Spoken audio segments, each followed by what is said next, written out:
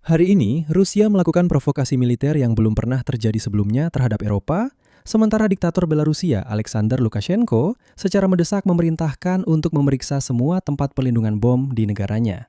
Hari ini, 15 Juli, Polandia menerbangkan jet tempur dan mencegat dua pesawat tempur serang Rusia Su-30 yang datang langsung dari Kaliningrad. Memata-matai latihan pertahanan udara Polandia. Maksudnya, bukan pesawat pengintai, bukan pesawat angkut, tapi dua unit Su-30 SM-2 kelas berat. Dan ini bukan pelanggaran satu kali sehari. Sebelumnya, Polandia juga mencegat pesawat Rusia Il-20. Dan di seluruh Eropa, akhir-akhir ini sedang terjadi sesuatu yang sangat tidak baik. Jerman hari ini secara langsung menyebut negara-negara yang terancam agresi baru dari Rusia. Inggris mengimbau warganya untuk menimbun makanan. Di Lituania, antrean panjang di kantor perekrutan militer. Dan Lukashenko memulai pemeriksaan massal tempat perlindungan bom tepat setelah Vladimir Putin menuntutnya untuk ikut berperang. Rusia tampaknya sedang mempersiapkan sesuatu di sayap barat. Dalam episode ini, kita akan membahas bersama tentang insiden Su-30 di atas Polandia dan mengapa itu bukan suatu kebetulan. Apakah benar Lukashenko sedang ditarik ke dalam perang? Dan apa arti keributan tentang tempat perlindungan bom ini?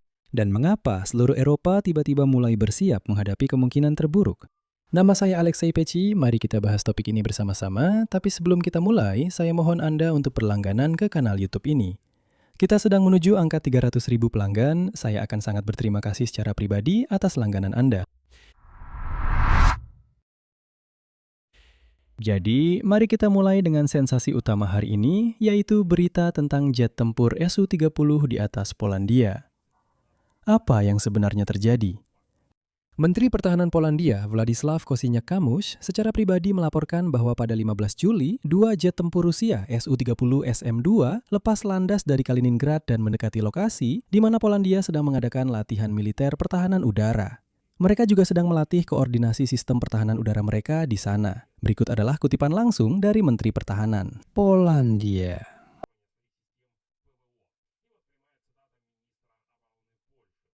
Terkait hal ini, sepasang pesawat kami dari Malbork diterbangkan dan berhasil mencegat dua jet tempur Rusia Su-30 SM. Sekarang mari kita bahas mengapa ini penting dan mengapa ini jelas bukan kebetulan. Menteri Pertahanan Polandia, Kosiniak-Kamysz, secara langsung menyebutnya sebagai pengawasan agresif. Artinya, orang-orang Rusia sengaja datang untuk mengawasi bagaimana orang-orang Polandia melatih sistem pertahanan udaranya. Dan mereka melakukannya secara terbuka dan demonstratif. Artinya, ini adalah pengintaian tempur dalam bentuk murninya. Maksudnya, mereka ingin menguji seberapa cepat pertahanan Polandia akan merespons. Melihat apa saja yang berfungsi dan bagaimana cara kerjanya. Dan tentu saja, merekam parameter pertahanan udara. Dan orang-orang Rusia melakukan ini dengan sepasang pesawat tempur Su-30. Ini sudah merupakan unjuk kekuatan dan gestur yang sangat lancang. Seolah-olah mereka berkata, "Lihat, kami terbang di sini, dan apa yang bisa kalian lakukan terhadap kami?" Pesawat-pesawat Rusia sendiri tidak memasuki wilayah udara Polandia. Mereka hanya berputar-putar di atas perairan netral Baltik. Namun, mereka mendekati Polandia hingga sangat dekat. Secara formal, ini bukan pelanggaran. Namun pada dasarnya, ini adalah sebuah provokasi. Karena tujuannya memang untuk memprovokasi jet tempur Polandia, Angkatan Udara Polandia. Dan untuk menguji reaksi secara umum. Dan reaksinya pun muncul. Selain sepasang pesawat Polandia, sepasang jet tempur Swedia juga beroperasi di atas Baltik, yang kemudian mengawal Su-30 ini. Jadi untuk dua pesawat Rusia, setidaknya 4 pesawat NATO diterbangkan. Langit di atas Baltik secara harfiah telah menjadi medan konfrontasi yang penuh ketegangan. Dan ini, saya ulangi, bukan kasus sekali saja, tapi sudah menjadi sebuah sistem. Sehari sebelumnya, 14 Juli, sepasang jet tempur Polandia mencegat pesawat pengintai Rusia Il-20 di atas Baltik yang sama. Sekitar 30 km dari kota Uzbekistan, dan sebelumnya lagi, pada bulan April, dua jet tempur Rusia melakukan pencegatan berbahaya terhadap pesawat pengintai Inggris Rivet Joint di atas Laut Hitam. Di sana, situasinya hampir saja terjadi tabrakan, padahal pesawat itu sebenarnya tidak bersenjata. Rusia secara metodis hari demi hari menguji kesabaran dan reaksi NATO di seluruh perbatasan, dan NATO menangkap sinyal-sinyal ini. Ya tentu saja tidak sia-sia. Saya ingatkan, Aliansi Atlantik Utara sudah mengubah format misinya di Baltik. Jika sebelumnya itu hanya sebatas mendeteksi dan mengawal pesawat Rusia, sekarang misinya telah diberi status sebagai pertahanan udara penuh. Dan kini para pilot jet tempur sudah diizinkan untuk menghancurkan target jika mereka benar-benar melihat bahwa target tersebut mengincar wilayah mereka. Jadi Anda merasakan perbedaannya? Dari sekedar mengamati, kini mereka mulai menembak jatuh. Sekarang bagian kedua dari episode ini berkaitan dengan diktator Belarusia Alexander Lukashenko. Dan sekarang muncul semua tanda bahwa Kremlin benar-benar sedang mempersiapkan Lukashenko untuk terlibat dalam perang. Ini adalah berita utama. Di Belarus, mereka telah memulai pemeriksaan massal terhadap tempat pelindungan bom. Dan menurut data dari proyek Belbelpol, di sana telah diintensifkan pekerjaan inventarisasi, perbaikan, dan modernisasi fasilitas pelindungan sipil. Angkanya sebagai berikut. Inspeksi pada bulan Februari hingga April menghasilkan 66 surat perintah untuk memperbaiki pelanggaran. Sebanyak 11 pejabat telah dimintai pertanggungjawaban, dan sejak awal tahun ini, 43 tempat pelindungan bom telah dipulihkan di seluruh negeri. Dan para analis Belbelpol sendiri secara langsung mengatakan bahwa pemeriksaan ini dilakukan, kutipannya, dalam konteks militer politik yang spesifik. Baiklah, mari saya terjemahkan dari bahasa kaku ke bahasa yang lebih mudah dipahami. Ketika negara tiba-tiba, saya beri tanda kutip, tiba-tiba, tanpa alasan yang jelas, mulai dengan panik memperbaiki dan merapikan bunker. Nah, itu berarti negara benar-benar menganggap serius kemungkinan bahwa bom atau drone itu akan segera datang menyerang mereka. Lalu, dari siapa drone bisa datang ke Belarus? Benar, dari Ukraina. Jika Minsk benar-benar terlibat dalam perang ini, artinya Lukashenko sedang mempersiapkan rakyatnya untuk berjaga-jaga. Bahwa negara bisa menjadi target, dan semua ini terjadi, yang menarik, di tengah kegiatan mobilisasi yang terus-menerus dan latihan militer. Saya ingatkan pada bulan Juni lalu, Kementerian Pertahanan Belarusia mengadakan latihan di wilayah Grodno, yang berbatasan langsung dengan Polandia dan Lituania. Dan di sana mereka melatih mobilisasi warga dan transportasi, memeriksa data ribuan personel militer. Singkatnya, semua ini terlihat seperti persiapan nyata untuk sesuatu yang lebih besar. Lalu, untuk apa semua ini sebenarnya terjadi? Dan disinilah kuncinya. Saya ingatkan kembali menurut sumber dari Wall Street Journal. Vladimir Putin sejak awal tahun 2026 secara drastis meningkatkan tekanan terhadap Lukashenko. Moskow menuntut partisipasi aktif Minsk dalam perang melawan Ukraina. Kremlin ingin menggunakan wilayah Belarusia untuk melakukan serangan drone ke Ukraina dan membuka front baru dari utara. Nah, jika menolak, mereka mengancam dengan perang. Lukashenko juga diancam dengan pengurangan dukungan finansial. Artinya, secara sederhana, mereka mengancam akan menghentikan aliran uang. Ini adalah pemerasan klasik ala Kremlin, omong-omong. Pilihannya, kamu ikut perang atau tidak dapat uang. Dan sepertinya Lukashenko benar-benar takut. Dan dia takut bukan hanya pada Vladimir Putin, tapi lebih pada akibat-akibatnya. Lukashenko bermanuver, mengulur waktu, tapi di saat yang sama tetap memperbaiki tempat perlindungan bom. Karena dia paham, jika dia menyerah dan membiarkan drone serta pasukan Rusia masuk ke wilayahnya, maka balasan dari Ukraina akan menghantam Belarus.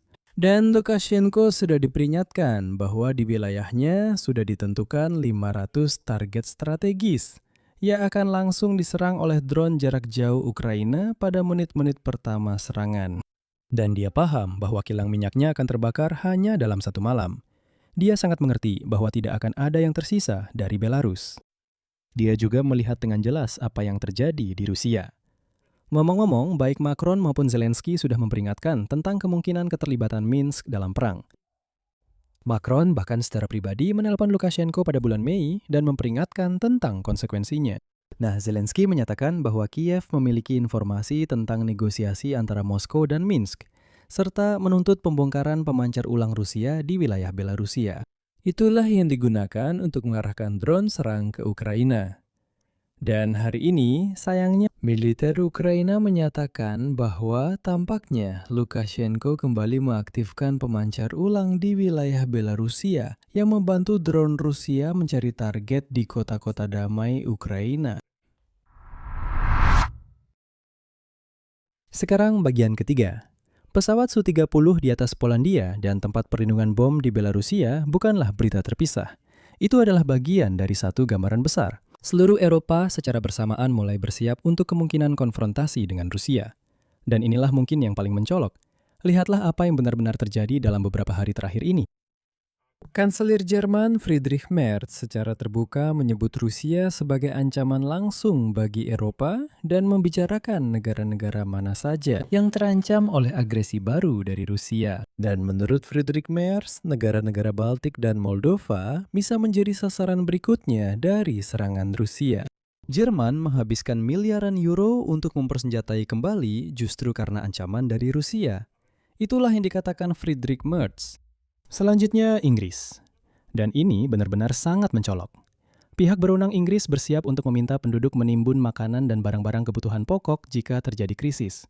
Seperti yang Anda pahami, ketika salah satu negara terkemuka di Eropa mulai menyarankan warganya untuk menimbun persediaan di rumah, itu bukan soal cuaca, melainkan persiapan untuk sesuatu yang benar-benar serius. Selanjutnya, Lituania. Di sana, menurut laporan pihak berwenang, terjadi antrean di kantor pendaftaran militer. Orang-orang secara sukarela datang untuk masuk ke daftar militer dan mendaftar di kantor pendaftaran militer dan mencari tahu tentang mobilisasi. Selain itu, Lituania benar-benar berada di garis depan.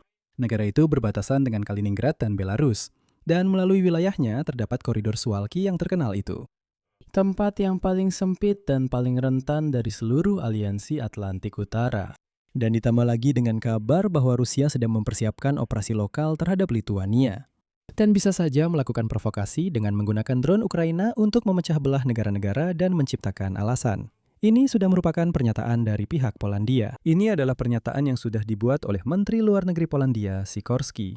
Jadi, ini bukan lagi ancaman hipotetis di masa depan seperti yang pernah dibicarakan. Ingat waktu itu sekitar tahun 2029-2030?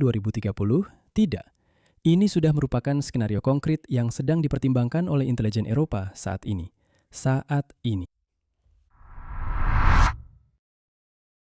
Mari kita simpulkan.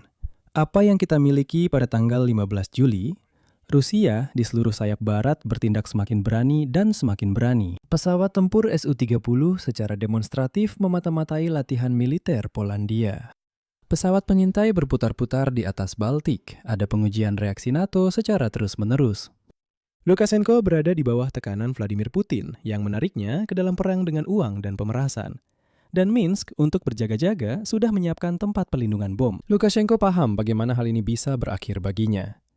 Sementara itu, seluruh Eropa dari Berlin hingga Vilnius serentak beralih ke mode persiapan untuk sesuatu yang jelas-jelas tidak baik. Dan disinilah pertanyaan utama yang muncul dari semua ini. Kenapa justru sekarang? Menurut saya, jawabannya sudah jelas. Karena seluruh dunia, semua perhatian, semua sumber daya Amerika Serikat saat ini kembali terfokus ke Timur Tengah.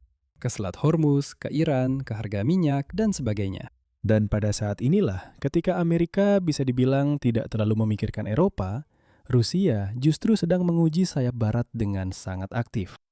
Ya, mereka sedang menguji apakah akan ada reaksi, apakah mereka akan melindungi Baltik jika terjadi sesuatu, apakah NATO punya cukup tekad ketika pelindung utamanya yaitu Amerika Serikat saat ini sedang sibuk dengan perang yang sama sekali berbeda. Jadi jelas bahwa orang Rusia sedang mencoba menguji apakah seluruh NATO cukup kuat bisa dibilang untuk dua front sekaligus, baik di Timur Tengah maupun jika tiba-tiba pecah perang di Eropa.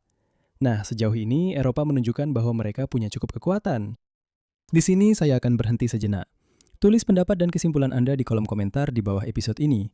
Jangan lupa subscribe channel ini, tekan lonceng, dan beri like. Jika Anda ingin mendukung kerja channel YouTube ini, Anda bisa melakukannya dengan donasi melalui tautan dan rekening yang ada di deskripsi video ini. Itu saja, jaga diri Anda, sampai jumpa.